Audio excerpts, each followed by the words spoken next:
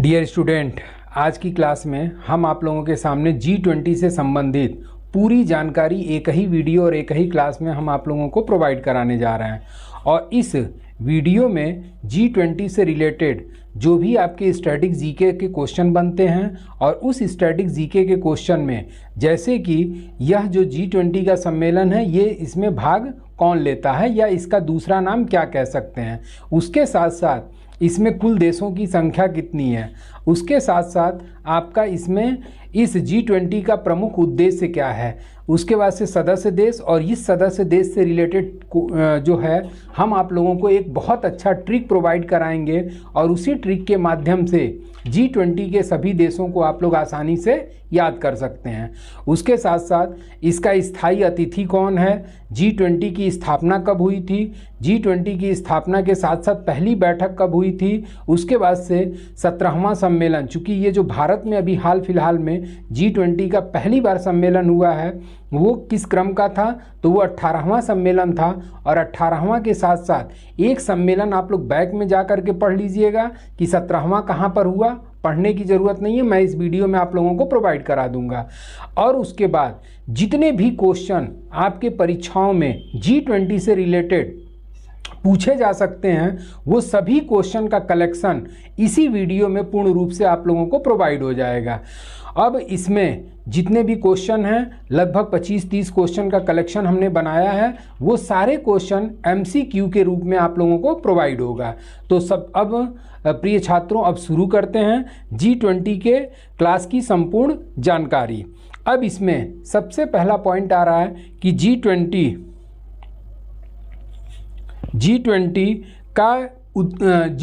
है क्या। तो G20 जो है आपका ये एक वित्त मंत्रियों का संगठन भी कहा जा सकता है। और ये वित्त मंत्रियों का क्या है, यहाँ पे देख रहे होंगे कि एक संगठन है। और ये जो वित्त मंत्रियों का एक संगठन है तो इसमें भाग लेने वाले लोग कौन हैं, तो वित्त मंत्रियों का एक संगठन के रूप में जाना जाता है। उसके साथ साथ इसमें सेंट्रल बैंक के जो गवर्नर्स होते हैं, इस सेंट्रल बैंक के गवर्नर्स के रूप में भी इस संगठन को संबोधित किया जा सकता है। तो इसमें आपका G20 क्या है, तो वित्त मंत्रियों का एक संगठन कह सकते हैं या फिर सेंट्रल बैंक के गवर्नर्स के रूप में भी इस संगठन को जाना जाता है। अब अगला है कि इसमें कुल कितने देश शामिल होते हैं, तो इसमें कुल देशों की संख्या आपका 19 है और 19 के साथ साथ एक देश जो है आपका वो यूरोपीय संघ शामिल है। अब थोड़ा सा हम लोग यूरोपीय संघ पे चर्चा कर लेते हैं कि यूरोपीय संघ कितने देशों के समूह को मिला करके यूरोपीय संघ नाम दिया गया है।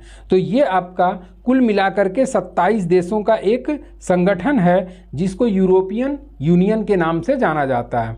और ये 27 देशों के संगठन को सुपर नेशनल और आर्थिक संघ के रूप में भी संबोधित किया जा सकता है। और ये जो यूरोपीय संघ है, इस यूरोपीय संघ से रिलेटेड क्वेश्चन आपके ग्रेजुएशन लेवल की परीक्षाओं में पूछा हुआ है कि यूरोपीय संघ का आदर्श वाक्य क्या है। तो इसको भी आप लोग पॉइंट के रूप में नोट कर सकते हैं कि यूरोपीय संघ का जो आदर्श वाक्य है वो विविधता में एकता, इसका आदर्श वाक्य क्या है, विविधता में एकता। तो ये जो 27 देशों का संगठन यूरोपीय संघ के नाम से जाना जाता है, इसका आदर्श वाक्य है विविधता में एकता। ये विशेष तौर पे आप लोग ध्यान दीजिएगा। अब हम लोग आते हैं अगले पॉइंट पे, और अगला पॉइंट ये है कि G20 का प्रमुख उद्देश्य क्या है। तो G20 चूँकि ये वैश्विक अर्थव्यवस्था प्रणाली से रिलेटेड एक संगठन है, जैसा कि हमने बताया कि इसमें वित्त मंत्री देशों के वित्त मंत्रियों का संगठन कहा जाता है। और वित्त का मतलब क्या हो गया कि आपका अर्थव्यवस्था से रिलेटेड चीज़ें। तो इसका उद्देश्य ये है कि वैश्विक अर्थव्यवस्था प्रणाली में औद्योगिक और विकासशील अर्थव्यवस्था को एक साथ लाने के लिए महत्वपूर्ण मुद्दों पर की जाने वाली एक चर्चा है। तो इसका मुख्य उद्देश्य आप लोगों को क्लियर हो गया।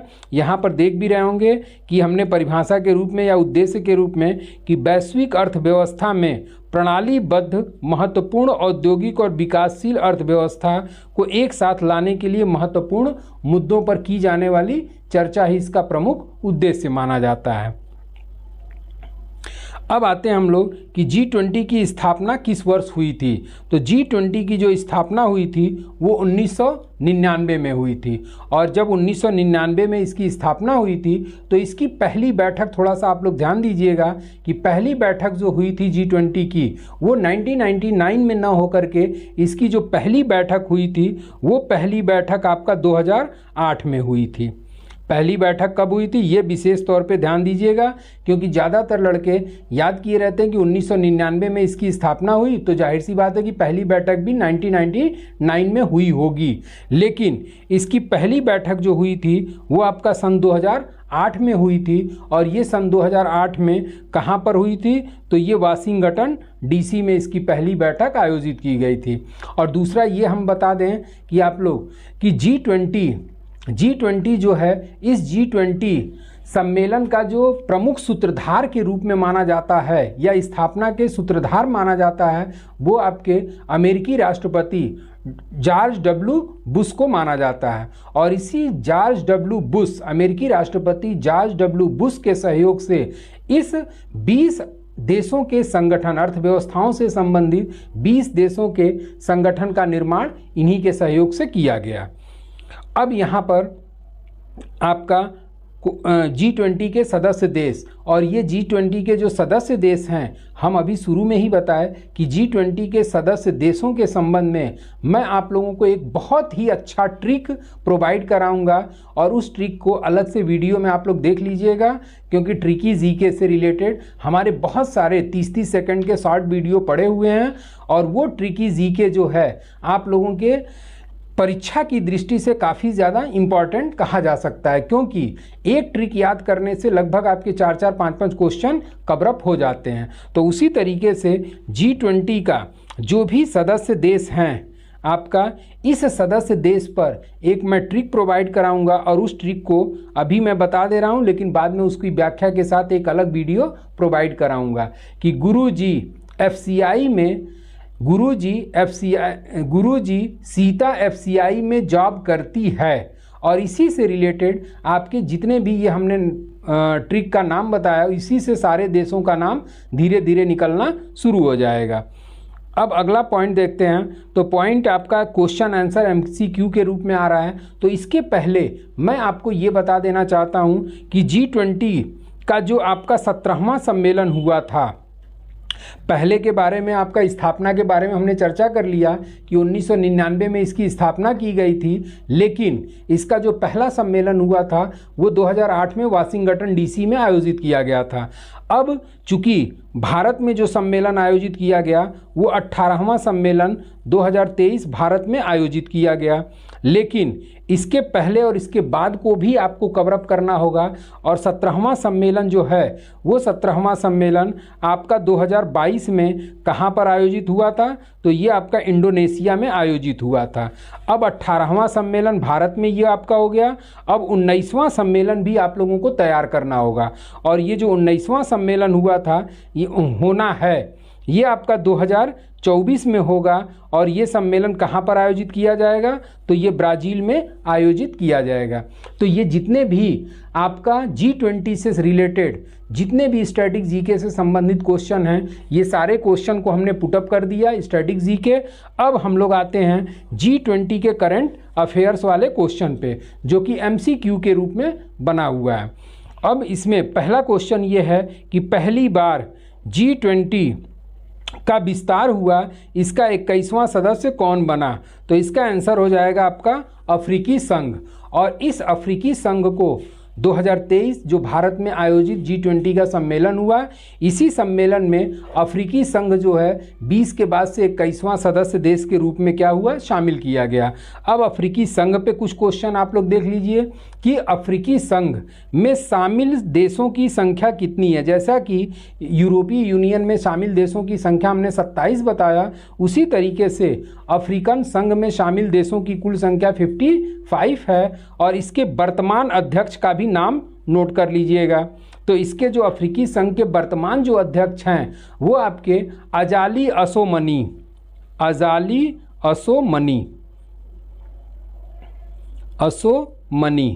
मतलब कि आपका जब ये G20 का 21वां सदस्य के रूप में अफ्रीकी संघ को शामिल किया गया। तो इसके वर्तमान अध्यक्ष कौन है? तो अजाली असोमनी। अब अगले क्वेश्चन पे हम लोग आते हैं। अगला क्वेश्चन कि G20 सम्मेलन में किन देशों के राष्ट्राध्यक्ष ने भाग नहीं लिया? तो इसका आंसर हो जाएगा चीन, रूस और स्पेन। चीन, रूस और स्पेन, और इन्हीं देशों के राष्ट्राध्यक्षों ने भाग नहीं लिया। और चीन के राष्ट्रपति आपके शी जिनपिंग थे, और इनकी जगह पर आपके एक दूसरे सदस्य आए जिनका नाम था प्रीमियर ली कियांग को भेजा गया।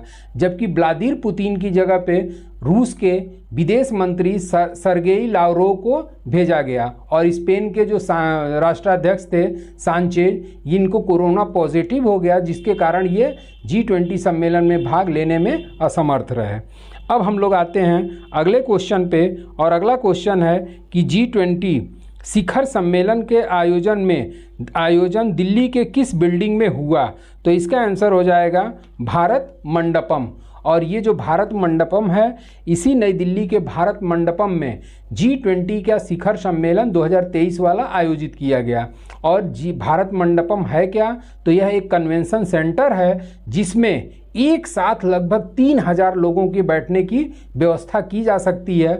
उसके साथ साथ लगभग 5500 वाहनों की पार्किंग की भी व्यवस्था की गई है। और इस कन्वेंशन सेंटर में एक तरीके से वॉल ऑफ डेमोक्रेसी का भी निर्माण किया गया है। और इस वॉल ऑफ डेमोक्रेसी में विदेशी मेहमान को भारत की लगभग 5000 वर्ष पुरानी संस्कृति को प्रदर्शित किया गया है, जिसके अंतर्गत आपका सिंधु घाटी की सभ्यता का वॉल ऑफ डेमोक्रेसी में सिंधु घाटी की सभ्यता का चित्र वगैरह है, वैदिक सभ्यता का है, रामायण महाभारत को लेकर के है, बौद्ध धर्म, जैन धर्म, उसके साथ साथ महाजनपदों को लेकर के है, कौटिल्य के अर्थशास्त्र को प्रदर्शित किया गया है, मेगास्थनीज की इंडिका को प्रदर्शित किया गया है, अशोक, फाहियान, कृष्णदेव राय, शिवाजी, अकबर और भारतीय संविधान को इसमें चित्र के माध्यम से प्रदर्शित किया गया है, जिसे वॉल ऑफ डेमोक्रेसी के नाम से संबोधित किया गया। तो G20 के सम्मेलन का आयोजन दिल्ली के किस बिल्डिंग में आयोजित हुआ? तो भारत मंडपम में आयोजित किया गया। अब अगले क्वेश्चन पे हम लोग आते हैं कि G20 सम्मेलन 2023 का शेरपा किसे नियुक्त किया गया? तो 2023 का जो शेरपा नियुक्त किया गया वो अमिताभ कांत। अब थोड़ा सा इस शेरपा के बारे में जान लीजिए कि शेरपा होते क्या हैं। तो देश की तथा विदेशी एजेंसियों के मध्य जो भी व्यक्ति सामंजस्य स्थापित करता है उसे क्या कहा जाता है? शेरपा के नाम से जाना जाता है। तो G20 सम्मेलन 2023 का जो शेरपा नियुक्त किया गया वो अमिताभ कांत, और शेरपा का जो प्रमुख कार्य हो गया, ये देश तथा विदेशी एजेंसियों के मध्य सामंजस्य स्थापित करना ही इनका प्रमुख उद्देश्य माना जाता है। अब अगला क्वेश्चन आता है, और अगले क्वेश्चन को देखते हैं कि G20 सम्मेलन में भारत ने किन देशों को अतिथि का दर्जा प्रदान किया? तो इसका आंसर हो जाएगा आपका उपरोक्त सभी। और इसमें बांग्लादेश हो गया, मिस्र हो गया, मॉरिशस हो गया, स्पेन हो गया, संयुक्त अरब अमीरात, नाइजीरिया, ओमान और सिंगापुर। इन सभी देशों को भारत ने अतिथि के रूप में बुलाया था। अब अगले क्वेश्चन पे आते हैं कि G20 सम्मेलन में अतिथि देशों के रूप में शामिल एकमात्र दक्षिण एशियाई देश कौन सा था? तो एकमात्र दक्षिण एशियाई देश जो था वो आपका बांग्लादेश था। अब अगले क्वेश्चन पे आते हैं कि G20 2023 का थीम क्या था? तो इसका आंसर हो जाएगा वसुधैव कुटुंबकम। हालांकि ये क्वेश्चन आपके SSC वगैरह के पेपर्स में आ चुका है। जैसा कि आप लोग जान रहे होंगे कि CHSL का पेपर हो रहा था, MTS का पेपर हो रहा था। उसी CHSL MTS के पेपर्स में ये क्वेश्चन पूछा हुआ है कि G20 2023 का थीम क्या था? तो इसका आंसर हो जाएगा आपका वसुधैव कुटुंबकम। अगला क्वेश्चन आता है कि G20 सम्मेलन 2023 के थीम को कहाँ से ग्रहण किया गया? तो ये जो वसुधैव कुटुंबकम नामक थीम है वो थीम जो है आपका महाउपनिषद से ग्रहण किया गया है। अब यहाँ पर थोड़ा सा और हम आप लोगों को जानकारी दे दें कि वसुधैव कुटुंबकम जो है वो महाउपनिषद में वर्णित है, जिसका तात्पर्य होता है एक धरती, एक परिवार और एक भविष्य। और इसी के आधार पर आपका इंग्लिश में इसके थीम को रखा गया one earth, one family and one future, अर्थात विश्व क्या है, एक परिवार है। अगला क्वेश्चन आता है कि G20 सम्मेलन उत्तर प्रदेश के किन शहरों में आयोजित हुआ? तो यूपी के लखनऊ में भी आयोजित हुआ, वाराणसी में भी, नोएडा में भी और आगरा में भी। तो आंसर हो जाएगा आपका उपरोक्त सभी। इन चारों शहरों में, उत्तर प्रदेश के इन चारों शहरों में G20 सम्मेलन का आयोजन किया गया। अब अगला क्वेश्चन आता है कि भारत की G20 अध्यक्षता के तहत स्वास्थ्य कार्य समूह की बैठक, स्वास्थ्य कार्य समूह की बैठक किस शहर में आयोजित की गई? तो इसको थोड़ा सा इस तरीके से सोचिए कि वर्तमान में कैबिनेट मंत्री में सबसे स्वस्थ व्यक्ति कौन है? तो आपका मोटा भाई है, मोटा भाई यानी कि अमित शाह। अब अमित शाह सबसे ज़्यादा स्वस्थ और हेल्दी दिखाई देते हैं, यानी कि अमित शाह का संबंध किस स्टेट से है? तो आपका गुजरात से है। तो इस ट्रिक के माध्यम से अगर थोड़ा सा ध्यान देंगे तो यानी कि स्वास्थ्य कार्य समूह किस शहर में आयोजित किया गया? तो इसमें मुंबई है, लद्दाख है, शिलांग है, जबकि गांधीनगर आपका कहाँ पड़ता है? गुजरात में। तो मोटा भाई के नाम पे गुजरात स्वास्थ्य, और मोटा भाई एक तरीके से स्वस्थ व्यक्ति हैं, और वो कहाँ से रिलेशन रखते हैं? तो उनका स्टेट जो है गुजरात है, और गुजरात में ही आपका गांधीनगर स्थित है। अब अगला क्वेश्चन आता है कि भारत की G20 अध्यक्षता के तहत डिजिटल शब्द ध्यान दीजिएगा, डिजिटल अर्थव्यवस्था कार्य समूह मंत्रियों की बैठक किस शहर में हुई? जैसा कि आप लोग उपनाम के रूप में पढ़ते हैं कि बंगलुरु को आईटी शहर के नाम से जाना जाता है, इंफॉर्मेशन टेक्नोलॉजी, मतलब कि वहाँ की टेक्नोलॉजी काफ़ी ज़्यादा हाई फाई है, यानी कि डिजिटल शब्द है। तो इसका आंसर क्या हो जाएगा? बंगलुरु। और इसी बंगलुरु को आपका आईटी सिटी के नाम से भी जाना जाता है। अगला क्वेश्चन है कि G20 के वित्त मंत्रियों और केंद्रीय गवर्नरों की बैठक कहाँ आयोजित की गई? तो इसका भी आंसर आपका हो जाएगा बंगलुरु। और इसी बेंगलुरु शहर में G20 देशों के वित्त मंत्रियों और केंद्र मंत्रियों के गवर्नर की बैठक आयोजित की गई। अगला क्वेश्चन है कि G20 देशों के विकास मंत्रियों की बैठक किस राज्य में आयोजित हुई? तो G20 के विकास मंत्रियों की जो बैठक है वो आपका उत्तर प्रदेश में आयोजित की गई। अब अगले क्वेश्चन पे आते हैं कि भारत के G20 की अध्यक्षता के अंतर्गत पर्यटन मंत्रियों की बैठक किस शहर में आयोजित की गई? तो जाहिर सी बात है कि ये ऑप्शन के हिसाब से देखा जाए तो तिरुवनंतपुरम, गोवा, बंगलुरु और जम्मू। तो इसमें सबसे ज़्यादा एक तरीके से पर्यटन के लिए विकसित स्टेट कौन सा माना जाता है? तो आपका गोवा। तो इसका आंसर हो जाएगा आपका गोवा, और इसी गोवा में पर्यटन मंत्रियों की बैठक आयोजित की गई।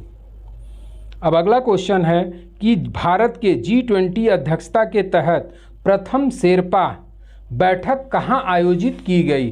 प्रथम शेरपा बैठक कहाँ आयोजित की गई? तो इसका आंसर हो जाएगा आपका उदयपुर। इसका आंसर क्या होगा? उदयपुर। और इसी राजस्थान के उदयपुर शहर में प्रथम शेरपा बैठक की आयोजन किया गया। अब अगले क्वेश्चन पे आते हैं कि भारत के G20 अध्यक्षता के तहत शिक्षा मंत्रियों की बैठक किस शहर में आयोजित की गई? तो शिक्षा के क्षेत्र में आपका मुंबई का नाम या महाराष्ट्र का नाम सबसे पहले आता है, क्योंकि जब वर्ल्ड यूनिवर्सिटी रैंकिंग जारी की जाती है तो आप लोग देखते होंगे कि ज़्यादातर महाराष्ट्र के ही विश्वविद्यालय वर्ल्ड रैंकिंग में शामिल होते हैं। तो उस हिसाब से आपका आंसर क्या हो जाएगा? पुणे, चेन्नई। और शिक्षा मंत्रियों की जो बैठक आयोजित की गई वो पुणे में आयोजित की गई। अब अगला क्वेश्चन है कि भारत के G20 विदेश मंत्रियों की बैठक किस शहर में आयोजित की गई? तो विदेश मंत्रियों की जो बैठक है वो आपका नई दिल्ली में आयोजित किया गया। अगले क्वेश्चन पे आते हैं कि भारत के G20 की महिला सशक्तिकरण मंत्री स्तरीय बैठक किस शहर में आयोजित की गई? तो इसका भी आंसर हो जाएगा आपका गांधीनगर, गुजरात। अब हम लोग आते हैं अगले क्वेश्चन पे कि भारत के G20 अध्यक्षता के तहत संस्कृति मंत्रियों की बैठक कहाँ आयोजित की गई? तो संस्कृति का मतलब क्या हो गया आपका कल्चरल, संस्कृति का मतलब हो गया कल्चरल। और कल्चरल के लिए अगर ऑप्शन के हिसाब से देखा जाए तो कल्चरल के लिए सबसे ज़्यादा प्रसिद्ध आपका वाराणसी है। तो संस्कृति मंत्रियों की बैठक जो है वो आपका वाराणसी में आयोजित की।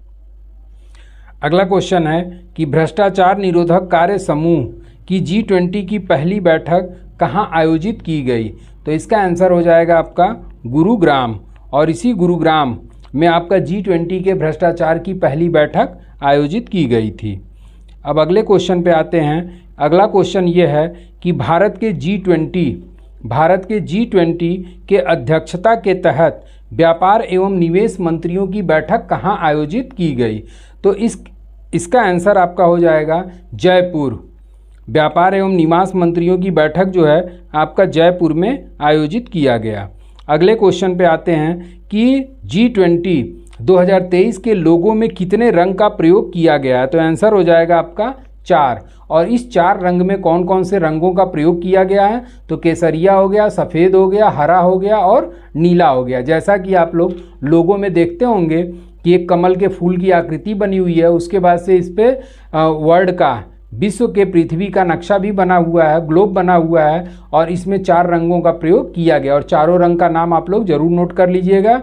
इससे रिलेटेड क्वेश्चन आपका बिहार PCS में क्वेश्चन पूछा हुआ था कि जो कमल की आकृति बनी हुई है उसमें कुल कितनी पंखुड़ियां हैं, और वो पंखुड़ियां जो हैं किस चीज़ का प्रतिनिधित्व करती हैं। तो ये आपका बिहार PCS में क्वेश्चन आया हुआ था। तो ये चारों रंग का नाम आप लोग जरूर नोट कर लीजिएगा और इसको याद कर लीजिएगा। अगला क्वेश्चन आता है कि G20 का सत्र 3 अलग अलग रूपों में आयोजित हुआ, इसके अंतर्गत तीसरे सत्र का क्या नाम था? तो तीसरे सत्र का नाम था आपका वन फ्यूचर। जैसा कि आप लोग इसके थीम को देखे होंगे कि one earth, one family and one future. तो ये 3 पार्ट में ये सम्मेलन आयोजित हुआ, और इस 3 पार्ट में जब सम्मेलन आयोजित हुआ तो प्रथम सत्र को क्या नाम दिया गया? तो वन अर्थ नाम दिया गया। प्रथम सत्र को वन अर्थ नाम दिया गया, जबकि दूसरे सत्र को क्या नाम दिया गया? One family. दूसरे सत्र को वन फैमिली। और उसके बाद से जो लास्ट आपका 9-10 सितंबर 2023 को आयोजित हुआ, उसको तीसरे सत्र को क्या नाम दिया गया? तो वन फ्यूचर नाम दिया गया। अब अगले क्वेश्चन पे आते हैं कि नरेंद्र मोदी ने कोणार्क के सामने मेहमानों का स्वागत किया, चक्र का निर्माण किस शासक ने करवाया था? तो इसका आंसर हो जाएगा आपका नरसिंह वर्मन प्रथम।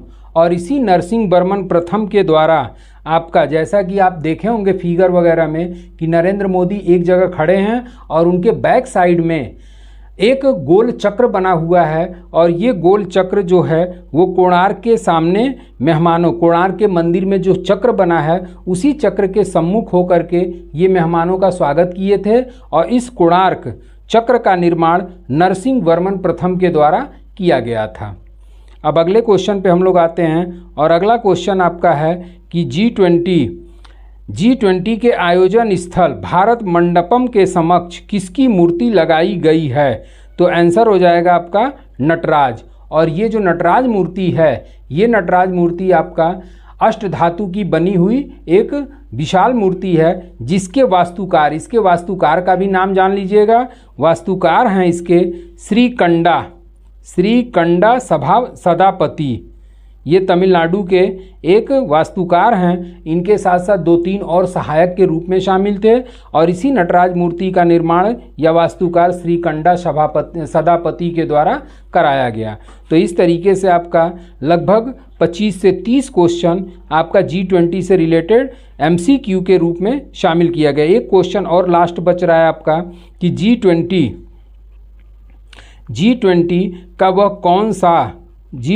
का कौन सा शिखर सम्मेलन 9-10 सितंबर 2023 को आयोजित किया गया। तो अभी इसके पहले भी हम इंट्रोडक्शन में बता चुके हैं कि G20 का जो 2023 वाला 9-10 सितंबर को जो सम्मेलन आयोजित किया गया था उसका क्रम कौन सा था, तो उसका क्रम हो जाएगा आपका 18वां, उसका क्रम 18वां दर्ज किया गया और ये भारत में आयोजित होगा। 17वां के बारे में हमने बताया कि ये इंडोनेशिया में आयोजित हुआ था और उसके बाद से 18वां के बाद से 19वां भी ध्यान रखिएगा और 19वां सम्मेलन आपका ब्राज़ील में आयोजित किया जाएगा। तो इस तरीके से 20-25 क्वेश्चन या लगभग 27-28 क्वेश्चन आपके परीक्षाओं में जो भी G20 से रिलेटेड पूछेगा वो सारे क्वेश्चन को सलूशन हमने आप लोगों के सामने प्रोवाइड करा दिया। अब आज के लिए बस इतना ही। Thank you so much.